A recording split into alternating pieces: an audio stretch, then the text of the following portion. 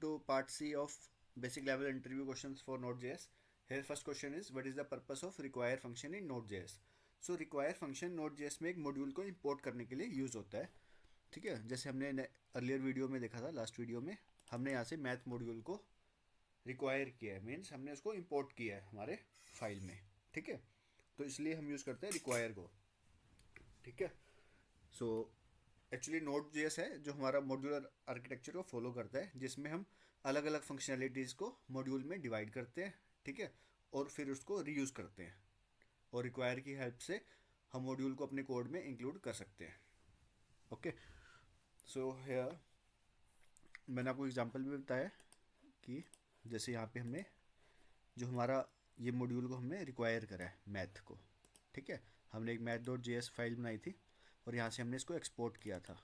ठीक है, इन दोनों फंक्शंस को, और index.js में हमने इसको रिक्वायर किया है, मीन्स हमने इसको इंपोर्ट कर लिया है. Okay, now coming to next question, what is the difference between require and import. Okay, तो देखो जो रिक्वायर है और इम्पोर्ट है दोनों किस लिए यूज़ होते हैं? मॉड्यूल्स को इंपोर्ट करने के लिए यूज़ होते हैं. तो दोनों में डिफरेंस क्या है? ओके, तो सबसे पहले हम देखते हैं रिक्वायर को. सो जो रिक्वायर है ना, वो है कॉमन जेएस का पार्ट है, कॉमन जेएस मॉड्यूल का, कॉमन जेएस रिक्वायर. ठीक है, तो ये एक ट्रेडिशनल मेथड हम बोल सकते हैं, ये एक ट्रेडिशनल मेथड है Node.js का जो सिंक्रोनस तरीके से मॉड्यूल को लोड करता है. ठीक है, जो क्या करता है, सिंक्रोनस मेथड से सिंक्रोनस तरीके से उसको लोड करता है मॉड्यूल को. और किसका यूज़ करता है ये? मॉड्यूल डॉट एक्सपोर्ट्स का, मॉड्यूल डॉट एक्सपोर्ट्स का यूज़ करता है एक्सपोर्ट करने के लिए मॉड्यूल को. अब हम देखते हैं इंपोर्ट का. इंपोर्ट किसका पार्ट है? ES मॉड्यूल्स का. ठीक है, जो क्या करता है, एसिंक्रोनस तरीके से मॉड्यूल को लोड करता है. ठीक है, जो एसिंक्रोनस मेथड हो गया या सिंक्रोनस मेथड हो गया, तो आप पूछोगे कि इसमें बेस्ट कौन सा है, तो हमें कौन सा यूज़ करना चाहिए. ठीक है, बेसिकली ये हमारे प्रोजेक्ट के रिक्वायरमेंट पे डिपेंड करता है फर्स्टली. ठीक है, बट अगर हमारी एप्लीकेशंस काफ़ी बड़ी है तो हम प्रेफर करते हैं एसिंक्रोनस तरीके से उसको मॉड्यूल को लोड करना. ठीक है, मीन्स कि अगर हम सिंक्रोनस तरीके से करेंगे ना लोड, मतलब जब तक वो मॉड्यूल लोड नहीं होगा, इंपोर्ट नहीं होगा, तब तक आगे का कोड हमारा रन नहीं करेगा, आगे का कोड एग्जीक्यूट नहीं करेगा. बट एसिंक्रोनस के केस में मान लो कि इंपोर्ट होने में टाइम लग रहा है, ठीक है, तब तक पैरेलली क्या होगा, जो नेक्स्ट कोड है वो एग्जीक्यूट होता रहेगा. ठीक है, तो ये था हमारा डिफरेंस सिंक्रोनस और एसिंक्रोनस का. और रिक्वायर के केस में हम कैसे एक्सपोर्ट करते हैं? मॉड्यूल डॉट एक्सपोर्ट्स की हेल्प के. ठीक है, और तो ES मॉड्यूल्स मीन्स इंपोर्ट में कैसे करते हैं हम? एक्सपोर्ट कीवर्ड से उसको एक्सपोर्ट करते हैं मेथड को. ठीक है, और क्या क्या डिफरेंस है? जैसे फाइल एक्सटेंशंस का भी डिफरेंस है. ठीक है, रिक्वायर्स के केस में हम यूज़ करते हैं फाइल एक्सटेंशन .js. ठीक है, इसके केस में करते हैं हम .mjs. ठीक है, अगर हम .mjs नहीं यूज़ करना चाहते, ठीक है, तो हम क्या करते हैं, टाइप इक्वल्स टू मॉड्यूल हम मेंशन कर देते हैं पैकेज.json में. ठीक है, टाइप, और हमारे यहाँ आ गया मॉड्यूल. ओके, एंड और क्या क्या डिफरेंस रहता है इसका? सिंटैक्स देखिए, ये रहता है कॉन्स्ट fs इक्वल्स टू, मैं आपको दिखा देता हूँ.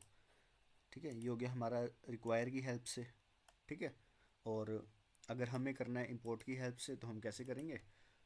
इंपोर्ट, देन हम यूज़ कर लेंगे मैथ और इंपोर्ट fs फ्रॉम fs. ठीक है, ये हो गया हमारा इंपोर्ट की हेल्प से सिंटैक्स. ठीक है, तो अब हम देखते हैं. ठीक है, अब हम चलते हैं नेक्स्ट क्वेश्चन पे. ये थे हमारे कुछ differences between import and require.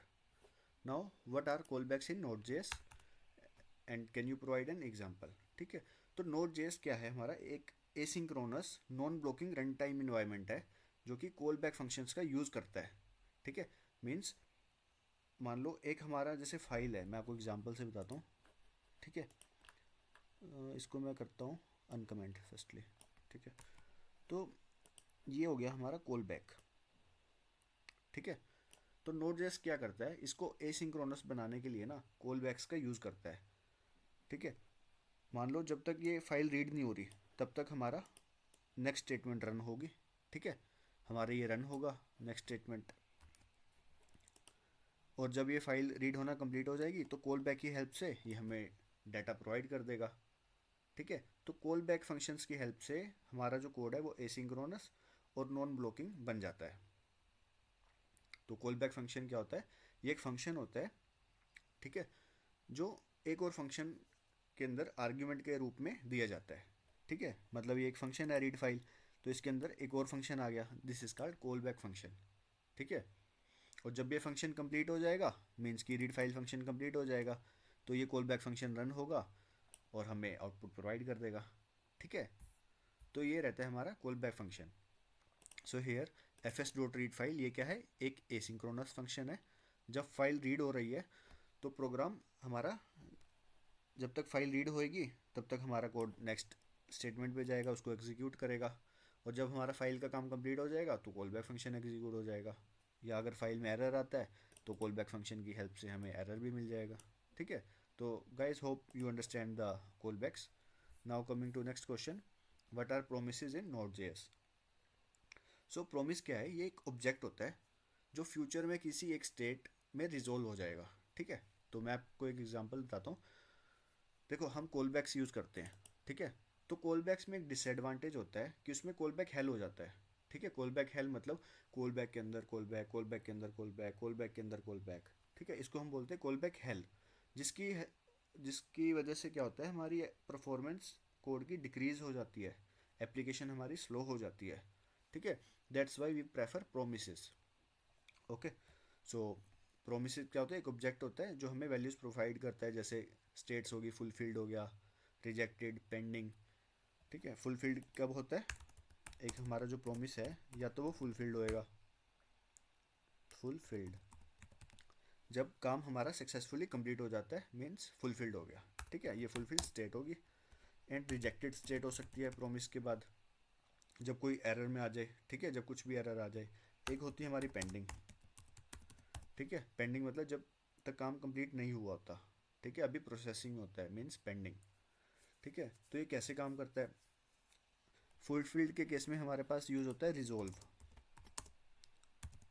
Fulfilled कैसे होता है, रिजोल्व होता है एक वैल्यू के साथ, और रिजेक्ट होता है हमारा एरर के साथ, रिजेक्ट देन एरर। ठीक है, तो इसको मैं आपको एक एग्जांपल से बताता हूँ जो हमने अभी यूज़ किया था ना। एग्जांपल कौन सा, इसी इसी में ही बताता हूँ आपको। सो कॉन्स्ट एफ एस हमने एक इंपोर्ट करी, एफ एस मॉड्यूल। ठीक है, तो इसको हम कर लेते हैं डॉट प्रोमिसेस। ठीक है, तो ये हमें प्रोमिस देगा। तब हमने यहाँ किया, रीड फाइल किया। ठीक है, file dot T x T UTF-8। ठीक है, इसको हम हटा देते हैं कॉल बैक को, इसकी जगह हम यूज़ करेंगे प्रोमिसेस। ठीक है, इसको हम हटा देंगे,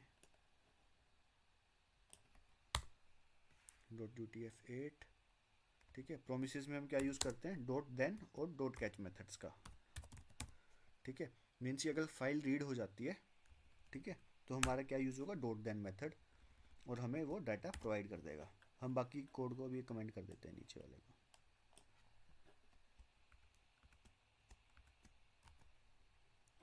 ठीक है, या इसको हटा ही देते हैं अभी के लिए। ठीक है, तो प्रोमिसेस कि प्रोमिसेस में हम क्या यूज़ करते हैं, डॉट देन और डॉट कैच। ठीक है, डॉट देन मीन्स कि अगर हमारा फाइल रीड हो चुकी है तो हमें क्या प्रोवाइड करेगा, डाटा, कंसोल डाटा। ठीक है, हम यहाँ लिख देते हैं फाइल कंटेंट कोमा डाटा। ठीक है, बट अगर हमारे पास एरर आ गया तो उस केस में क्या होगा, उस केस में डॉट कैच यूज़ होगा, dot catch in case of error, ERR। ठीक है, कंसोल डॉट एरर, और यहाँ हम प्रिंट कर देंगे ERR। ठीक है। और यहाँ पे हम ये भी लिख सकते हैं एरर रीडिंग फाइल, फिर जो भी एरर हम पास करेंगे, एरर रीडिंग फाइल। ठीक है, अब हम इसको करते हैं रन और चेक करते हैं कि क्या आउटपुट आएगा। अभी हमारे पास ये दिखा रहा है एक error, data is not defined, data defined नहीं है। ठीक है, ओके, फाइल कंटेंट, ठीक है, ये हमने गलत किया है, अब चलना चाहिए। फाइल कंटेंट कोमा डाटा, एक यहाँ पे हम क्लोज कर देते हैं इसको। ठीक है, अब हम इसको रन करते हैं।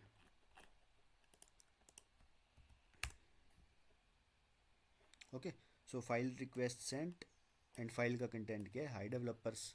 ये वाली लाइन जो है हमारी, ये पहले एग्जीक्यूट हुई है बिकॉज ये हमारा जो कोड था रीड फाइल करने के लिए ये एसिंक्रोनस था।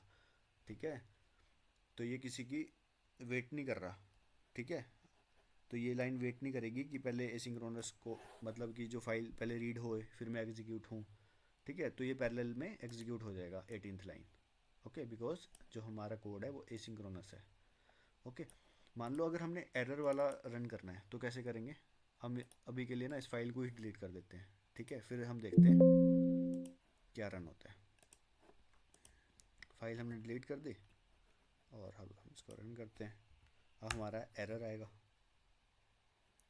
ठीक है, सो एरर रीडिंग फाइल आप देख सकते हो, ये हमें एक एरर मिल गया, तो ये हमारा एरर प्रिंट हो गया। ठीक है, सो ये था हमारा, हमने क्या पढ़ लिया, प्रोमिसेस। ओके, सो fs डॉट रीड फाइल क्या है, ये हमारा क्या रिटर्न करेगा, एक प्रोमिस, ये हमारा एक प्रोमिस रिटर्न करेगा। ठीक है, और जो डॉट देन है ये सक्सेसफुल फंक्शन जब सक्सेसफुल एग्जीक्यूट हो जाएगा उसके बाद डॉट देन रन करेगा, ये वाला मेथड एग्जीक्यूट होगा। अगर सक्सेसफुल नहीं हुआ रीड फाइल फंक्शन तो हमारा एरर वाला रन करेगा पार्ट, डॉट कैच। ठीक है, तो डॉट कैच फंक्शन क्या करेगा, एरर को हैंडल करेगा। So hope guys you understand this. Now coming to next question, what is async await in Node.js and how is it used. So async await क्या है, ये प्रोमिसेस का एक better version है।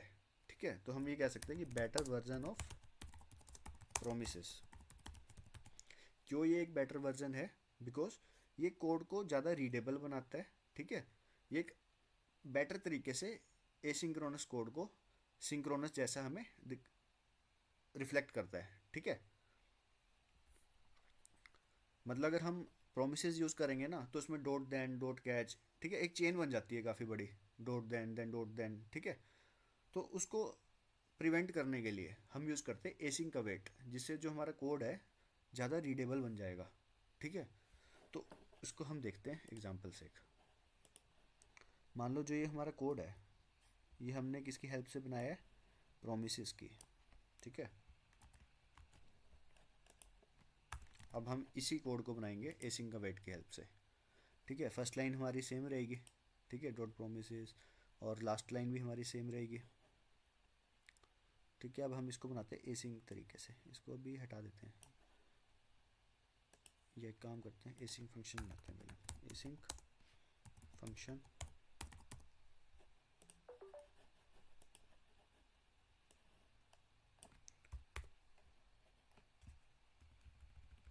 एक हम फंक्शन का नाम देते हैं रीड फाइल सिंक, एसिंक।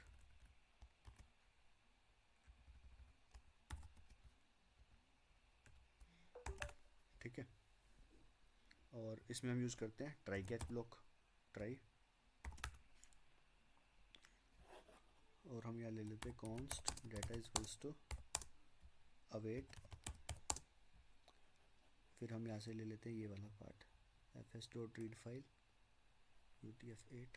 ठीक है, ओके,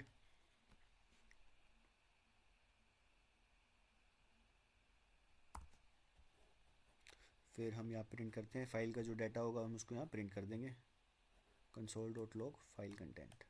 ठीक है, अगर कुछ भी एरर आया वो जाएगा हमारा कैच ब्लॉक में, कैच ERR, और यहाँ पे हम ये प्रिंट कर देंगे एरर।